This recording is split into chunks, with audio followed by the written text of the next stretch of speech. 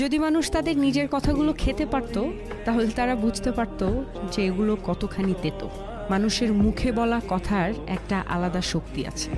কখনো কখনো আমরা রাগে, অভিমানে বা অবহেলায় এমন কিছু বলে ফেলি যা শুনতে অন্যের জন্য খুব কষ্টকর হয়ে যায়, অথচ আমরা সেটা বোঝার চেষ্টা করি না কখনো। কিন্তু ভাবুন তো, যদি একদিন সত্যি আমাদের নিজের বলা কথাগুলো খেতে হতো, তাহলে কেমন লাগতো?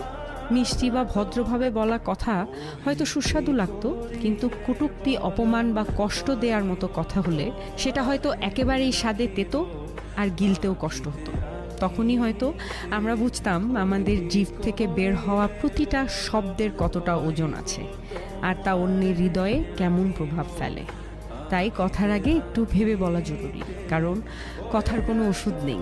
একবার বলে ফেললে তা আর ফেরানো যায় না কখনো। নিজের কথাই যদি একদিন নিজের কাছে তিতে হয়ে ওঠে, সেটাই হবে সবচেয়ে বড়